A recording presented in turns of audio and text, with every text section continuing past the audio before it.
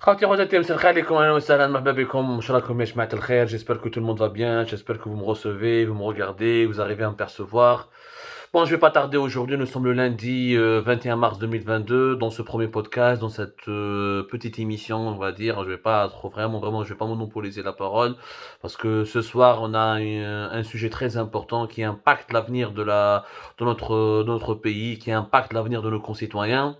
Certains sujets ne sont pas très importants, mais ils méritent qu'on s'y attarde un petit peu et avec quelques petites mises au point, avec quelques analyses, parce que je vois qu'il y a une forte... des fois, certains sujets ne sont pas très importants, mais suscitent une polémique importante au sein de la société algérienne ou là dans notre pays. Bon, il s'agit de la conférence de presse de Jamel Belmadi. Jamel Belmadi, le Barah, donc nous sommes aujourd'hui le lundi 21 mars, hier le dimanche 20 mars. Jamel Belmadi a fait une conférence de presse à Alger en prévision de ce fameux match à aller-retour contre le Cameroun, le 25 mars au Cameroun et le 29 mars à Blida et Dzaïr, Bladna. C'est un match qui va compter pour les épreuves de qualification pour la Coupe du Monde de 2022 au Qatar. Donc c'est un match couperé, on va dire, c'est un match vital pour tous les amoureux du football, y compris moi, je suis un énorme amoureux du football, je suis un grand fan de l'équipe nationale de football. Il y a un enjeu important, mais un enjeu sportif, il n'y a pas d'enjeu politique, donc il n'y a pas d'enjeu scientifique, il n'y a pas d'enjeu culturel, il n'y a pas d'enjeu économique, il y a un enjeu sportif. Bon, vous me direz que le sport aujourd'hui a une dimension politique, économique, et culturelle, et géopolitique et diplomatique à la fois. Je suis d'accord. La conférence de presse, où nous avons tous remarqué une nervosité de Jamel Belmadi. Jamel Belmadi n'est pas du tout bien dans sa peau. Il est très nerveux. Il est particulièrement il est particulièrement stressé. Je pense que c'est une erreur d'avoir organisé cette conférence de presse. Le monsieur, il est sous pression. Après l'échec de la CAN 2022 au Cameroun avec une élimination humiliante au premier tour, avec 3 matchs, 3 défaites. Euh, voilà, 3 mauvaises performances, une humiliation, une honte pour un pays qui, pour une sélection, pour une équipe nationale qui regorgeait de talent, qui était pressenti pour le sacre final. Et les jours sont passés, il est sous pression, il a été particulièrement attaqué juste après la CAN, à juste titre. Quand on perd, on est attaqué, quand on gagne, on est salué. C'est les règles du jeu, c'est ça le sport, c'est aussi ça les règles dans la politique ou là, dans toutes les autres compétitions qu'on peut imaginer dans tous les autres secteurs de la vie. Mais Jamel Belmadi, il est énormément sous pression. La Fédération algérienne de football, je ne vois pas pourquoi elle n'a pas pris en considération ce stress. On n'aurait pas organisé cette conférence de presse. Ou là, il y aura un représentant de la FAF. C'est vrai que la conférence de presse qui précède les matchs importants est une tradition. C'est une tradition, mais ce n'est pas une obligation. Enfin, vu l'enjeu qui est important, vu que ce serait vraiment dommage de ne pas partir à la Coupe du Monde, on va le dire, les Algériens, partir à la Coupe du Monde au Qatar, ça ne va pas réduire le déficit public en Algérie, ça ne va pas améliorer la valeur du dinar, ça ne va pas réduire le chômage, ça ne va pas améliorer les réserves de change. Ça va pas fournir du travail, ça ne va pas permettre aux Algériennes et aux Algériens de lutter contre la cherté de vie, la cherté de la vie ou l'inflation des prix, ça c'est sûr. Mais il y a un enjeu symbolique. La présence de l'Algérie parmi les grandes nations de football au Qatar, qui sera la première Coupe du Monde organisée au Moyen-Orient et dans le monde arabe, pratiquement arabo-musulman, c'est un enjeu sportif et on peut même le dire, assumons-le, diplomatique important. Donc, si là sous pression, la Fédération algérienne de football a fait une preuve d'amateurisme. هذه la fédération algérienne de football لا علاقه لها. Je vous dis la vérité, je suis pas en train de défendre les anciens présidents de la FAF اللي هما راهو حبينا ولا كرهنا الحاج راهو il a tous les défauts du monde. Balak, on peut lui reprocher tout, mais c'est un véritable professionnel côté gestion humaine, côté psychologique, côté relationnel. La mise en place d'un dispositif qui permettrait de déstresser, de baisser un peu la tension et de mettre les joueurs à l'aise. Alors voilà, il était vraiment bon. Zotchi, Habina ou le Krana, Zotchi, il était un vrai professionnel. D'ailleurs, c'est avec Zotchi que nous avons gagné la fameuse Coupe d'Afrique Masr. C'est avec Zotchi, avec Brawarawa, on a connu des joies. Avec Khairdin Zotchi, on a connu d'autres joies. Mais la Fédération algérienne de football, récemment, depuis le départ depuis 2021, quoi. Depuis 2021, avec l'actuel président, je sais même pas qu'est-ce qu'il fout. C'est un chef d'entreprise d'ailleurs. Il est patron d'un groupe public. Monsieur Amara Sharafeddin, il est sous enquête dans pas mal de dossiers suspects. Il est cité dans plusieurs affaires de corruption. Monsieur Amara Sharafeddin, لا علاقة له avec la gestion du sport. ما عندوش. حبينا ولا كرهنا زطشي ورا خير منه 2000 خطرة. Cette conférence de presse, si tu sentais le coach, il fallait lui parler à son entraîneur. C'est un homme seul, il faut le comprendre. Belmadi, il a la pression de 45 millions de personnes. C'est le rendez-vous le plus important de sa vie. Vous imaginez si on rate cette qualification pour la Coupe du Monde, Belmadi va être un homme brisé. Il dit que j'ai fait une belle Coupe d'Afrique, j'avais de bons joueurs, les Mahrez, les Frolé, les Ghazal, les pas mal. Voilà, il a une belle équipe. Il dit que la Coupe du Monde, ça va le traumatiser, il faut le comprendre. Un entraîneur n'est qu'un homme. Belmadi, c'est un jeune. Belmadi, c'est pas Malapelish, c'est pas Zagallo, c'est pas Johan Cruyff, c'est pas Malapelish, c'est pas Beckenbauer, c'est un homme qui reste encore jeune, je veux dire, il a 45 ans, il faut le comprendre. Ce n'est pas criminel s'il est sous pression, s'il est stressé. Cette conférence n'aurait pas dû avoir lieu, parce que la FAF est là pour accompagner le sélectionneur, où il y avait un contexte d'ailleurs hostile, il y avait déjà de la tension dans l'air. Je faisais des polémiques à les stades de football, les polémiques à le lieu de stage de l'équipe nationale, les polémiques du ministre de la Jeunesse et des Sports et le président de la FAF. Donc Amara Sharafuddin, il aura une grande responsabilité dans cette instabilité qui menace les résultats de l'équipe nationale. Maintenant, deuxièmement, ce n'est pas une obligation. Ce n'est pas une loi d'organiser une conférence de presse. On aurait pu ne pas l'organiser, la supprimer, ou le coach est représenté par un autre cadre, un autre membre de l'encadrement de l'équipe nationale. Maintenant, Belmadi, son comportement n'est pas excusable pour autant. C'est Belmadi, tu peux pas se moquer du physique d'un journaliste en pleine conférence de presse. Ça ne se fait pas. C'est pas parce que tu as un match de l'équipe nationale, il y a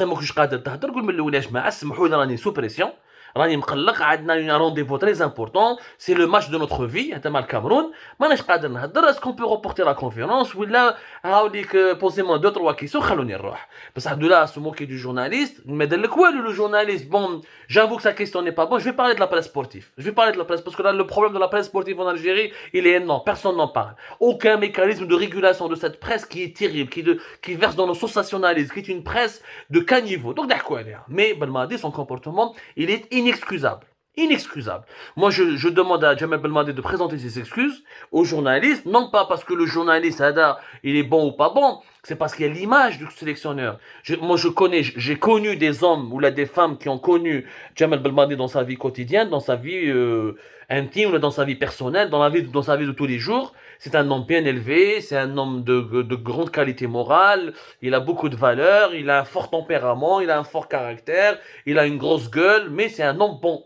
Or, le comportement qu'on a vu sur cette conférence de presse ne traduit pas les valeurs de Jamel Belmadi, ne traduit pas sa bonne éducation, ne traduit pas vraiment la valeur de l'homme. Donc c'est l'homme c'est plus l'homme qui est compromis que le journaliste qui peut être brimé ou là donc Jamel Belmadi je sais pas s'il peut m'écouter ou là s'il pouvait nous aider à partager massivement cet appel. Belmadi présente tes excuses, c'est important, il faut aller vers ce match dans les meilleures conditions possibles.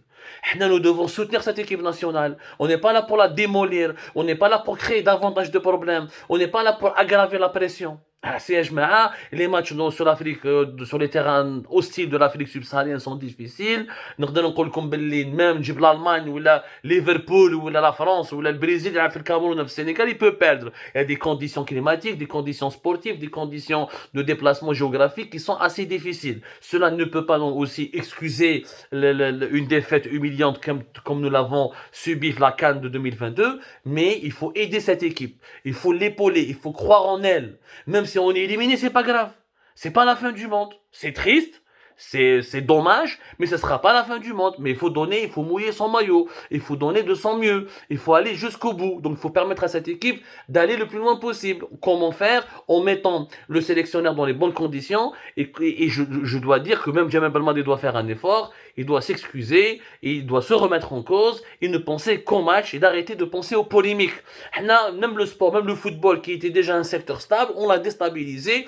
Les mêmes polémiques ne se bon la politique. Les mêmes polémiques ne se bon la gestion de la gouvernance du pays, des affaires les plus sensibles du pays. Alors non, c'est bon, c'est l'équipe nationale de football. Donc c'est une maladie algérienne de polémiquer, de s'entre-déchirer, de se clasher. C'est une maladie algérienne. Maintenant sur la presse sportive algérienne. La presse sportive, elle est à revoir. C'est une catastrophe. C'est une vérité. Belmadi n'a pas tort à 100%. Il n'avait pas le droit d'insulter ou de se moquer du journaliste, mais la presse sportive, c'est une catastrophe. Rappelez-vous, en 2010, en mars 2010, le buteur, il est tombé dans le piège, il avait sorti à la une, Neymar, le grand joueur brésilien Neymar, serait algéro-brésilien. Il est algéro-brésilien, il a une convocation, il a les qualifications dans la Coupe du Monde, il a le Brésil, il a la Coupe du Monde en 2010. Il y a une algérienne. Il y avait un internaute, en mars 2010, c'était à la mi-mars 2010, un internaute qui avait un malin, un rigolo, un plaisantin qui a modifié un passage de Wikipédia en disant que Neymar était d'origine algérienne, il avait un de ses parents qui était algérien et qu'il voudrait bien jouer pour l'Algérie. Le buteur a fait la une, sans aucune vérification. C'est une presse. À l'époque, il n'y avait même pas des excuses ou une remise en cause. Le buteur, sur Internet, il y avait un buzz mondial. Il n'y a pas que ça. Mehdi Lahsen, l'ancien joueur de l'équipe nationale, je me souviens en 2011-2012, il avait fait un entretien avec un quotidien espagnol. N'écoutez pas ce que dit la presse algérienne. La presse sportive algérienne, elle invente des entretiens. Les entretiens imaginaires sont très graves. Sont très très graves, Yajma'a. Wallah, Yajma'a, sont très très graves. Je me souviens, lorsque Zinedine Zidane il est venu en Algérie, j'ai oublié en quelle année, je pense c'était en 2010, non, en 2006. Voilà, en 2006, voilà, Zinedine Zidane, il est venu en Algérie, je pense, j'ai oublié quelle année, Wallah al-Adim. Voilà, c'était en 2006. Voilà, c'était en 2006, quand il était venu en Algérie, Seyid, il y avait des quotidiens sportifs qui m'a compétition, qui m'a d'Ero, un entretien imaginaire avec Zizou. Zizou Zidane déjà donné une conférence de presse, il a répondu à toutes les questions des journalistes. Il y a certains quotidiens algériens qui ont un entretien exclusif. C'est du n'importe quoi cette presse sportive. Il faut la réguler, il faut appliquer les règles de l'éthique et de la déontologie. Le ministère de la Communication en Algérie, il est trop dur et trop sévère avec la presse nationale classique. C'est-à-dire qu'avec la presse de quotidien généraliste, mais avec la presse sportive, il laisse faire tous les dérapages. Je suis sur certains plateaux de télévision, les chaînes sportives, ils se bounissent, ils t'aident à les joueurs, à leur famille, des commentaires de bas niveau. Ça doit cesser.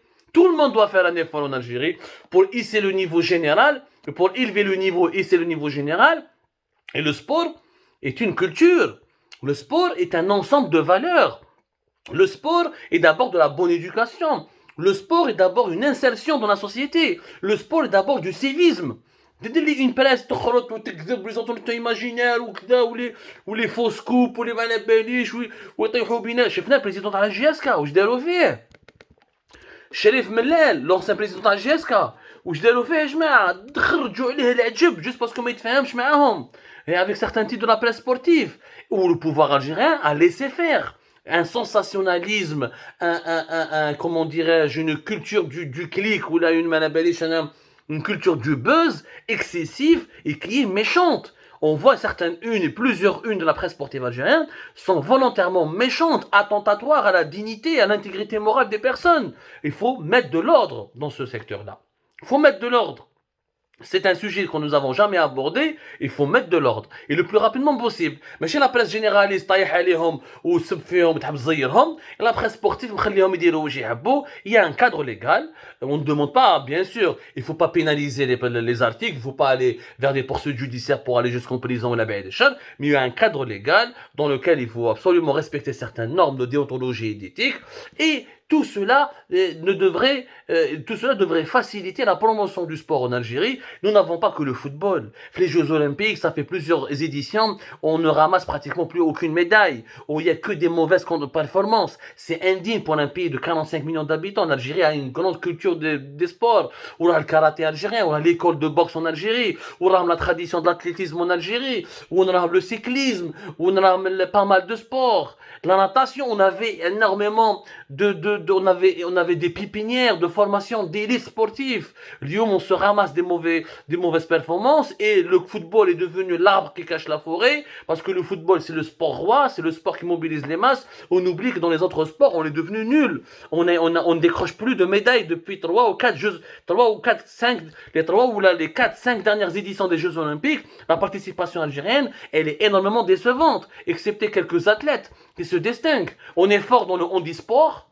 Dans le handisport, il y a les Jeux paralympiques, les personnes d'handicap pratiquent, ils ont des performances sportives importantes, mais dans le sport en général, il y a énormément d'échecs. On reviendra à ce sujet d'ailleurs sur le sport, ben, qu'on n'en parle pas assez. Algérie Part, on a publié quelques enquêtes, quelques éclairages, mais on reviendra là-dessus avec des chiffres, avec des documents, avec des éclairages, pour dire, Yajma'a, que l'Algérie a tous les atouts nécessaires pour devenir une véritable puissance sportive. Malheureusement, on n'exploite pas ce potentiel. On se déchire dans des polémiques, à faire du buzz, à s'insulter les uns les autres, à faire des mises en scène ridicules, des sketchs comme ça. Et boire, chacun devrait faire des efforts, que ce soit les acteurs du sport, que ce soit les citoyens, que ce soit la presse sportive ou les décideurs algériens. Il est temps de hisser le niveau général dans notre pays. Voilà, c'est ce que je voulais partager avec vous. Je ne sais pas si vous êtes d'accord ou là si vous serez d'accord. En tout cas, le débat est lancé.